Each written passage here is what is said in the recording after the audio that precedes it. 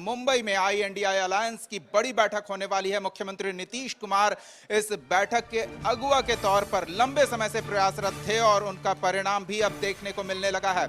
इस बीच मुख्यमंत्री नीतीश कुमार ने संयोजक पद को लेकर तमाम कयासों को दरकिनार किया है और कहा है कि उन्हें किसी तरह के पद की लालसा नहीं है, वो कोई पद नहीं चाहते हैं। सुनाते हैं आपको INDI के बैठक लेकर और उस बैठक में मुख्यमंत्री नीतीश कुमार के योगदान और उनके आगे की रणनीति को लेकर पूछे गए सवाल पर उन्होंने क्या कुछ कहा है।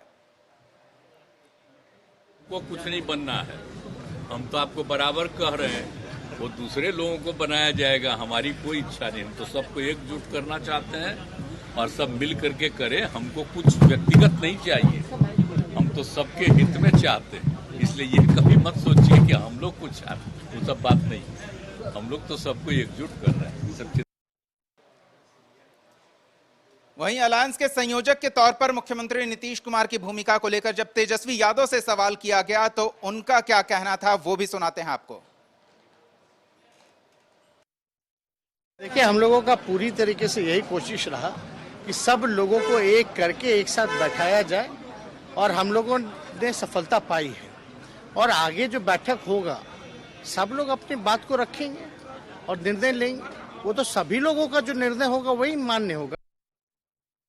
अभी तो बैठक तो हुई है जो बैंगलोर में हुई थी, उसमें तो यही था ना भाई, अगला जो बैठक होगी बॉम्बे में होगी और कुछ एजेंडों पे जो है वो बातचीत होगी। तो सब लोग जो लोग गए हैं वो लोग तो जुटेंगे ही और आगे कभी भी और भी पार्टियां तो जुड़ ही ना सकती है, उसमें कहाँ कोई बात है। तो एक और बीजेपी के खिलाफ राष्ट्रीय स्तर पर मोर्चेबंदी की तैयारी चल रही है। मुख्यमंत्री नीतीश कुमार नेतृत्वकारी भूमिका में नजर आ रहे हैं, लेकिन इस गठबंधन पर बीजेपी हमलावर है। बीजेपी नेता राज्यसभा सांसद सुशील मोदी ने किस तरह से हमला बोला है वो भी सुनाते हैं आपको। अच्छा तो सब कुछ है, लेकिन वो तो उनके सपने को लालू जी ने ही चकनाचूर कर दिया। लालू जी ने तो राहुल गांधी को दूल्हा घोषित कर दिया पिछली बैठक में। लालू जी क्यों चाहेंगे कि नीतीश कुमार संयोजक बने या प्रधानमंत्री पद के उम्मीदवार बने? वो अपने सहयोगी दल को क्यों मजबूत होते हुए देखना चाहेंगे? अगर कल नीतीश कुमार मजबूत होंगे तो लोकसभा चुनाव में ज्यादा टिकट मांगेंगे। अभी उनके 44 MLA हैं, उनको 10 लोकसभा से ज्यादा की सीट नहीं मिल सकती है।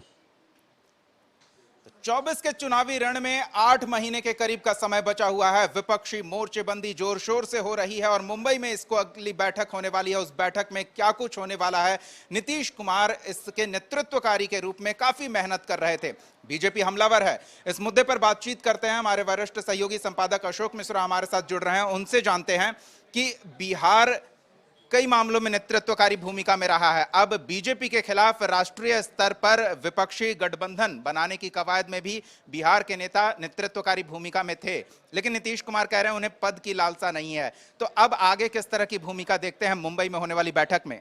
बिल्कुल, देखिए, इसकी बुनियाद पिछले 10 अगस्त को यानी कि 10 अगस्त 2022 को ही पड़ गई थी, जब नीतीश कुमार ने बीजेपी का दामन छोड़ा था 9 अगस्त को। और 10 अगस्त 2022 को उन्होंने आरजेडी के साथ गठबंधन किया, यानी कि महागठबंधन में वो शामिल हुए और उन्होंने मुख्यमंत्री पद की शपथ ली थी। शपथ लेने के तुरंत बाद राजभवन में ही नीतीश कुमार ने घोषणा की थी। हमने ही सवाल पूछा था नीतीश कुमार जी से, जो अब आप क्या करेंगे? तो उन्होंने कहा कि मेरी पहली और अंतिम प्राथमिकता है कि हम केंद्र में जो बैठे लोग हैं उनको सत्ता से बेदखल करेंगे। और नीतीश उसी दिन से अपने मिशन में लगे थे। हालांकि 2022 का जो साल रहा वो नीतीश के लिए उपलब्धि का साल नहीं कह सकते हैं। उन्होंने मेहनत भी की थी, लेकिन कोई उपलब्धि हासिल नहीं हो पाई। 2023 नीतीश के लिए बेहतर रहा और उन्होंने विपक्षी दलों की एकता के लिए जो मुहिम चलाई, वो मुहिम 23 जून को मुकाम पर दिखा भी। पटना में विपक्षी दलों की पहली बैठक हुई और देश के इतिहास में कह सकते हैं कि किसी राज्य की राजधानी में विपक्षी दलों की इतनी बड़ी बैठक नहीं की गई थी।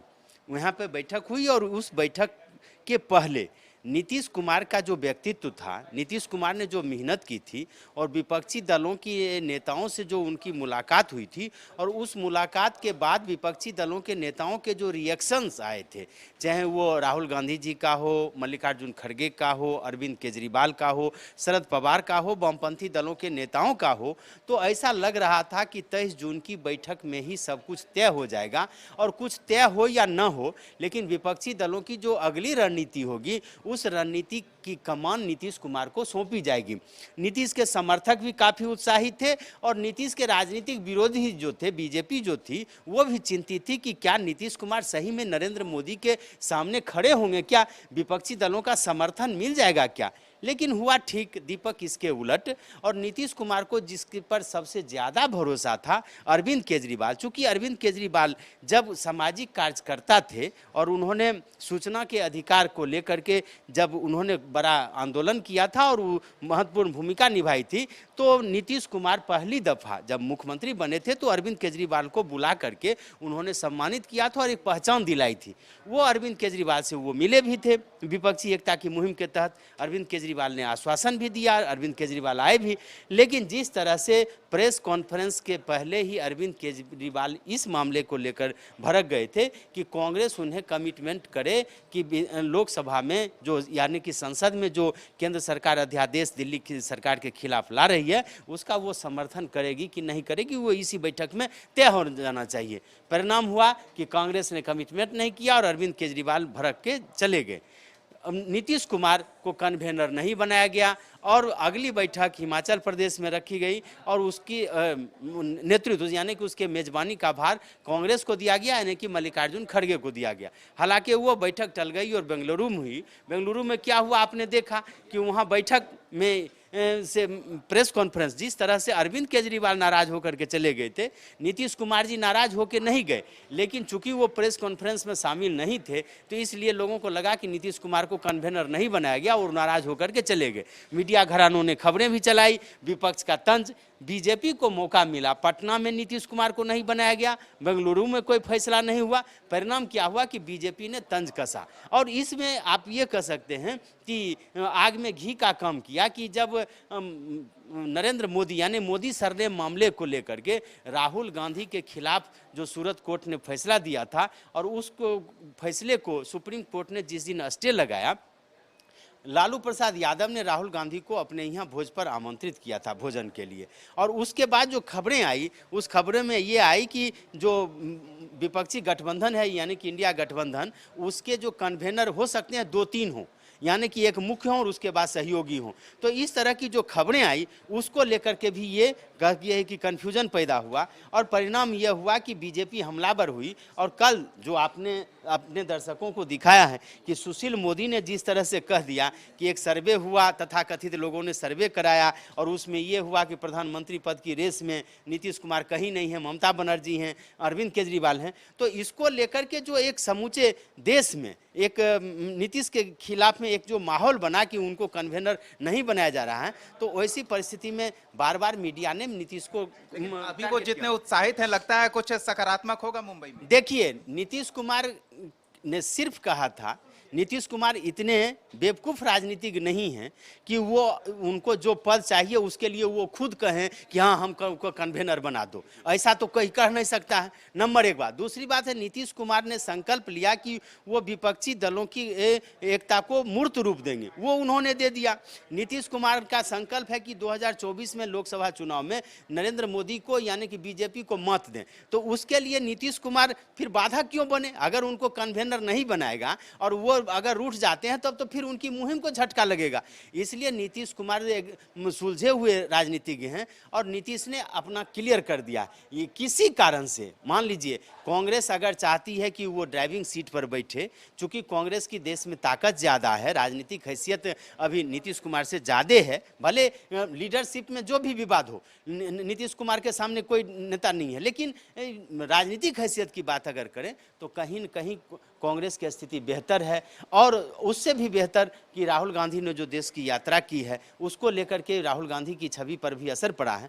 तो हो सकता है कांग्रेस की ये रणनीति हो कि वो ड्राइविंग सीट पर बैठे, कन्वेनर कांग्रेस का ही होना चाहिए, ये हो सकता है। इसलिए नीतीश कुमार इन सारी बातों को समझते हैं और वो चाहते हैं कि इस विवाद को लेकर के उनकी छवि खराब नहीं की जाए। और नीतीश कुमार जानते हैं कि अभी दिल्ली दूर है, अभी तो पहले विपक्षी एकता होगी, फिर गठबंधन के कन्वेनर कौन होंगे, फिर रणनीति होगी कि ये विपक्ष के यानी कि बीजेपी के खिलाफ एक सीट पर एक ही उम्मीदवार कैसे दिया जाएगा, कैसे सहमति बनेगी। इन सारी बातों को लेकर के नीतीश कुमार समझते हैं कि ये मामला अभी सुलझा नहीं है। हाँ, ये जरूर कह सकते हैं कि नीतीश कुमार को अगर ये दायित्व मिलता है तो एक सुलझे हुए नेता और गठबंधन धर्म कैसे पालन किया जाता है ये कोई नीतीश कुमार से सीखे।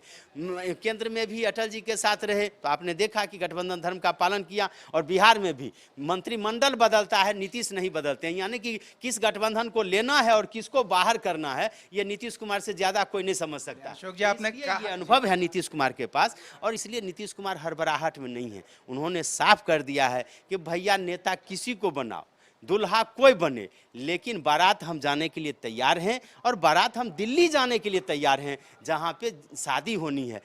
लालू प्रसाद यादव के शब्दों में अगर राहुल गांधी ही बनते हैं दुल्हा तो नीतीश को कोई आपत्ति नहीं है। नीतीश चाहते हैं कि दिल्ली की गद्दी पर जो बैठा हुआ शख्स है उसको किसी तरह से गद्दी से उतारना है। इसमें कितनी सफलता मिलती है ये तो नहीं कहा जा सकता, लेकिन ऐसा भी नहीं है कि नीतीश कुमार कोई संत हैं कि वो राजनीति कर रहे हैं, उनको पद का लोभ नहीं है। मुख्यमंत्री तो वो हैं ही, पद पर तो है ही, लेकिन निश्चित रूप से नीतीश कुमार ये संदेश देना चाहते हैं कि कन्वेनर पद के लेकर के न कोई गठबंधन में विवाद हो, और उस विवाद का मूल एक तरह से कहिए कि टारगेट हम बने, उसका मूल कारण हम बने, ये नीतीश नहीं चाहते हैं, इसलिए उन्होंने स्पष्ट कर दिया। बहुत बहुत धन्यवाद अशोक जी। चलिए, अशोक जी कह रहे हैं दिल्ली भले दूर है लेकिन मुंबई में बैठक होने वाली है, और मुंबई में क्या कुछ होगा इस पर हमारी भी नजर बनी होगी, पूरे देश की नजर बनी हुई है।